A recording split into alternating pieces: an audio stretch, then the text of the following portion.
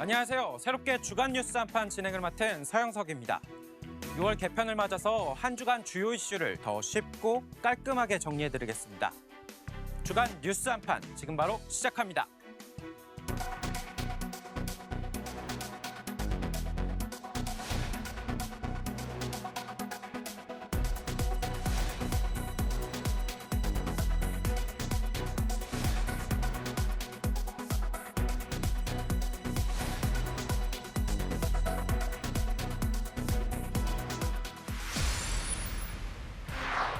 지난 월요일 정부가 대왕고래 사냥을 선언했습니다.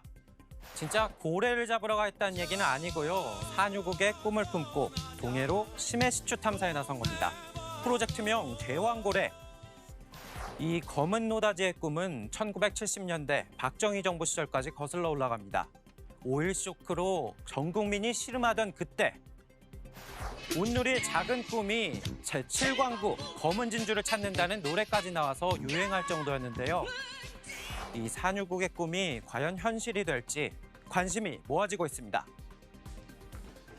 정부는 동해 심해에 최대 140억 배럴 규모의 석유, 가스가 매장돼 있을 것으로 보고 있습니다. 매장 예상 자원은 가스 75%, 석유 25%로 추정했습니다. 매장 가능성에 대한 세계 최고 수준의 심해 기술평가 전문기업의 평가 결과 보고서를 받아든 만큼 당장 연말 본격적인 시추 작업에 나선다는 계획입니다. 올 연말 저희가 준비를 해서 한 12월 정도부터 실질적인 탐사가 시작이 될 수 있을 거라고 보고 있고 내년 상반기에는 결과가 나올 수 있을 거라고 생각이 됩니다. 시추 성공률은 20%에 달한다고 설명했습니다. 몇 번의 시추 과정을 거칠지 확정되진 않았지만 2026년까지 지속적으로 시도해본다는 계획입니다. 실제 부존량을 확인한 뒤 본격적 상업화 및 생산에 들어갈 수 있는 시점은 2035년으로 정부는 내다봤습니다. 조심스럽긴 합니다만은 최대 매장 가능성 140억 배럴 얘기를 하고 있는데 그 140억 배럴로 현재 가치로 따져보면 삼성 총 시총의 5배 정도가 됩니다. 우리나라는 지난 1966년부터 해저 석유, 가스전 탐사를 시도해 실제 천연가스와 원유를 생산하며 산유국 타이틀을 얻은 바 있지만 경제적 성과는 기대만큼 크지 않았습니다. 결국 이번에도 시추 작업의 성공 여부와 부존량 확인이 실제 잭팟 여부를 가릴 것이란 분석입니다. 연합뉴스TV 임혜준입니다. 포항 앞바다에 석유, 가스가 매장돼 있을 가능성을 분석한 미국 액트지오사의 비토르 아브레우 대표가 한국을 찾았습니다. 정부의 발표 뒤 사흘 만인데요. 정말 대왕고래 사냥이 성공할지에 대해선 의문도 잇따르고 있는 게 사실입니다. 아브레우 대표는 이런 의문을 해소하겠다면서 금요일 기자회견까지 열었습니다. 이 자리에서 아브레우 대표는 이 프로젝트의 유망성이 상당히 높다고 다시 강조했습니다. 또 20%라는 성공률 역시 상당히 높은 것이라고 덧붙였는데요. 결국 연말에 첫 삽을 뜨는 탐사 시추 결과를 지켜봐야겠습니다.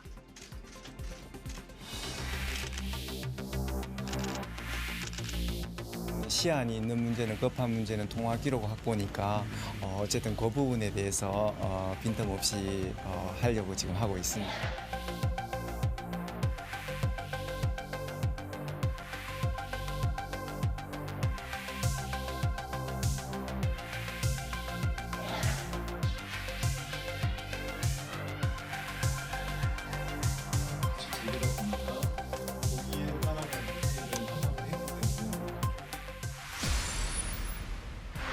노장의 복귀 전으로 많은 이들의 관심이 야구장으로 쏠렸던 하루였습니다.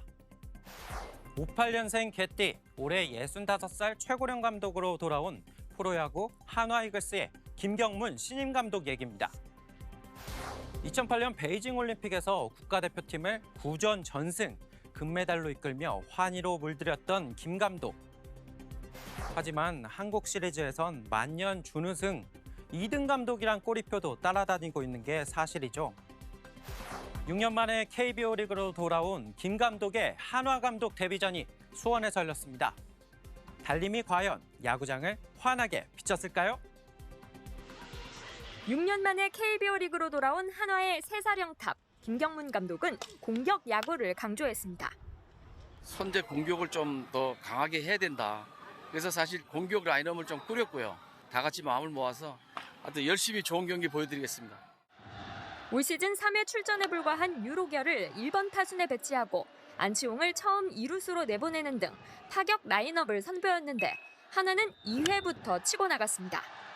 KT 선발 벤자민에게 안치홍의 안타를 시작으로 만루 기회를 얻어낸 하나는 이도윤의 희생플라이와 장진혁의 2타점 적시타로 선취점을 가져갔습니다. KT는 3회 중심 타선의 연속 안타로 한 점을 낸 뒤 역시 만루 기회를 잡았지만 하나 선발 황준서가 김상수를 뜬공으로 잡아내며 추가 실점을 막았습니다. 6회 KT의 교체 투수 김민수를 상대로 다시 만루 기회를 잡은 하나는 최은성과 최재훈, 이도윤 등 하위 타선의 활약으로 석점을 올리며 달아났습니다. 8회 2점을 더 추가한 하나는 8대2로 KT를 꺾고 승리를 가져갔습니다. 감독은 매 1승 1승이 굉장히 고맙고 귀중한데 오늘 시합전에 선수들 보니까 어떻게든지 감독한테 데뷔승을 좀 시켜주려는 마음들이 큰 것 같더라고요. 예, 너무 고맙고 오늘 팬들에게도 너무 감사합니다. 연합뉴스TV 박수주입니다.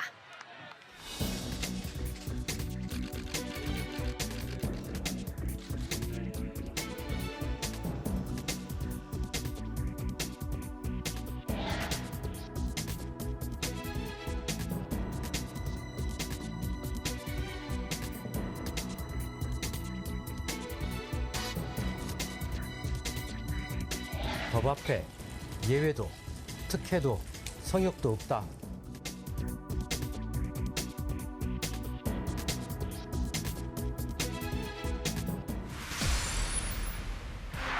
프랑스어 데자비, 우리말로 기시감이라고도 하는데요.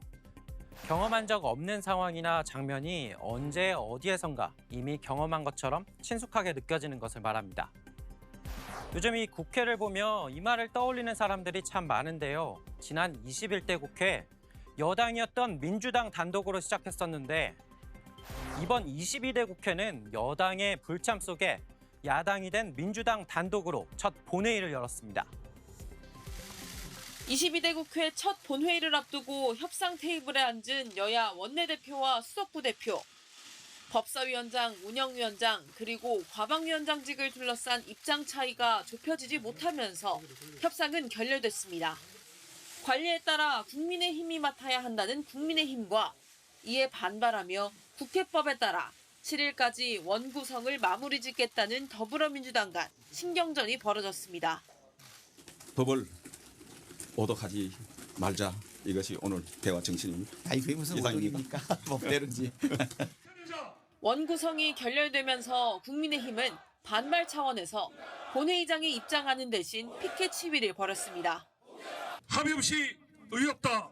의회 독주 중단하라. 전현직 당대표와 원내대표들도 전례가 없는 일이라며 규탄 발언을 이어갔습니다. 전반기 국회의장단 선출 표결에도 보이콧을 선언했습니다. 이에 따라 22대 국회는 헌정사상 야당 단독으로 개원한 첫 사례라는 오명을 안게 됐습니다. 여야는 원구성 협상 법정 기한인 7일까지 대화를 이어가겠다는 입장입니다. 하지만 합의에 이르지 못할 경우 총 18개의 국회 상임위원회 위원장을 선출하는 국회 본회의도 이르면 다음 주 중 민주당 단독으로 열릴 가능성이 거론됩니다. 6월 7일 그 자정까지 상임위 선임안을 제출해 주십시오. 필요하다면 국회의장도 함께 밤샘할 각오가 되어 있습니다. 국민의힘은 원구성 협상과 상임위 배분이 이뤄지지 않을 경우를 대비해 저출생과 연금 개혁 등 14개 민생 분야 특위를 꾸리며 맞불을 놨습니다. 연합뉴스TV 신현정입니다.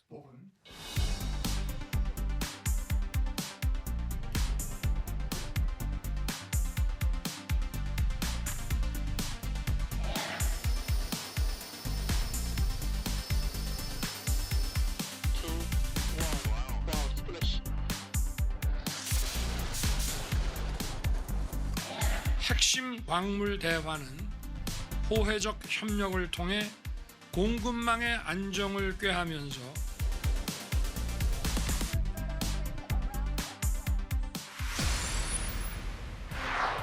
장군이요, 멍군이요 서로 풍선을 주고받느라 어수선합니다. 북한이 오물을 날려보내서 한바탕 난리였었죠. 맞대응 수단은 K컬처였습니다. 무엇을 보냈는지 확인해봤더니 나훈아, 임영웅 노래와 함께 20년도 전에 나왔던 드라마 겨울연가까지 USB 메모리에 담겨서 풍선과 함께 북으로 날아갔습니다. 어두컴컴한 새벽, 손전등 불빛에 의지해 커다란 풍선에 바람을 주입합니다. 풍선 끝에 매달린 포스터엔 북한 김정은 국무위원장과 동생 김여정 노동당 부부장이 그려졌습니다. 김 위원장이 대남 오물풍선을 날렸지만 탈북자들은 북한 동포에 진실과 사랑을 보낸다는 문구도 적혔습니다. 북한 인민이여 일어나라! 놓습니다.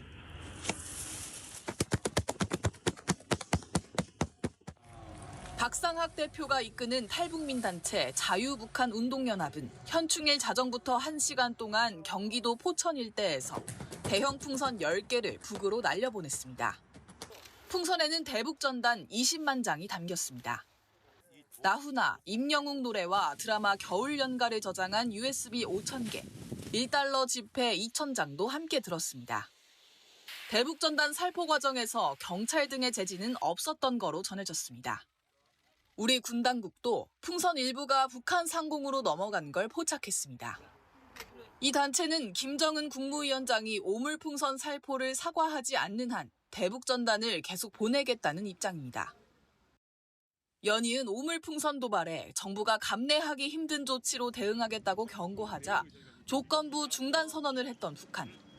삐라 살포를 재개하는 경우 발견되는 양과 건수에 따라 100배의 휴지와 오물량을 다시 집중 살포하겠다고 위협했다는 점에서 오물풍선 살포 재개가 우려됩니다.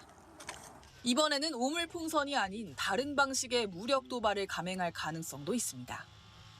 정부가 9.19 군사합의의 효력을 전부 정지한 만큼 북한이 도발한다면 대북 확성기 방송을 포함한 맞대응 카드를 검토할 방침입니다. 연합뉴스TV 이은정입니다.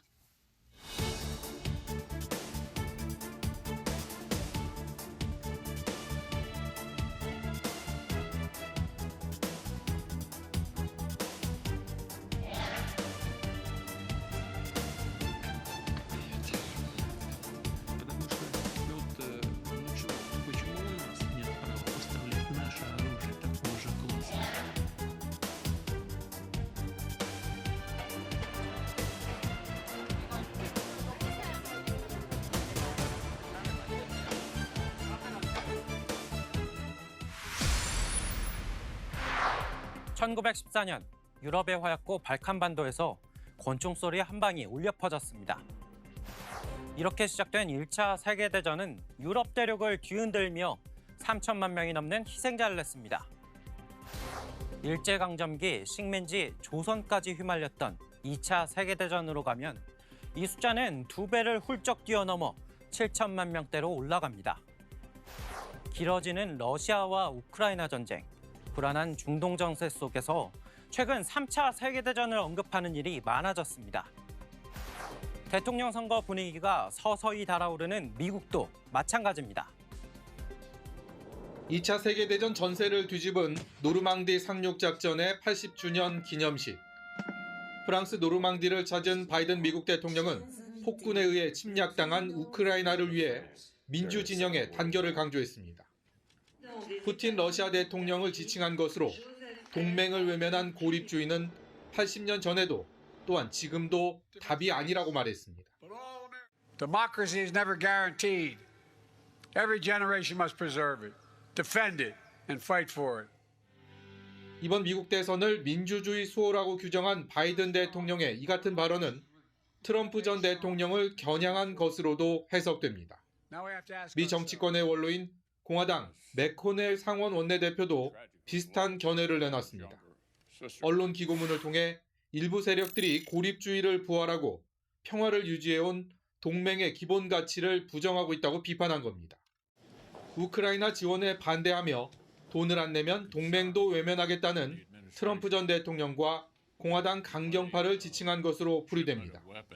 반면 트럼프 전 대통령은 2차 대전 승전의 상징과도 같은 날 바이든 대통령 때문에 3차 대전이 일어날 수 있다고 주장했습니다.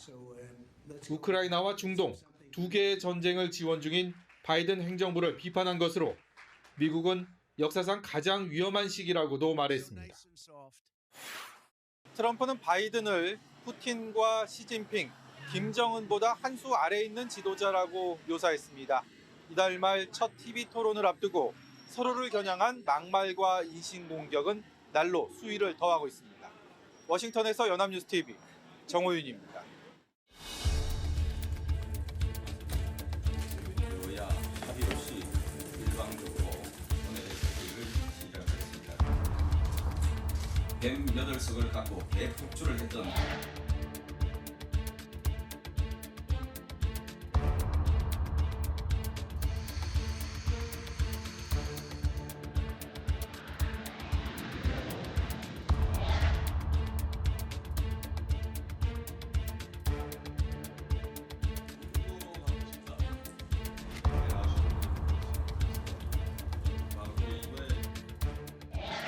네, 오늘 준비한 내용은 여기까지입니다. 저희는 다음 주 토요일에 더 쉽고 깔끔한 정리와 함께 다시 찾아뵙겠습니다. 지금까지 주간 뉴스 한판이었습니다.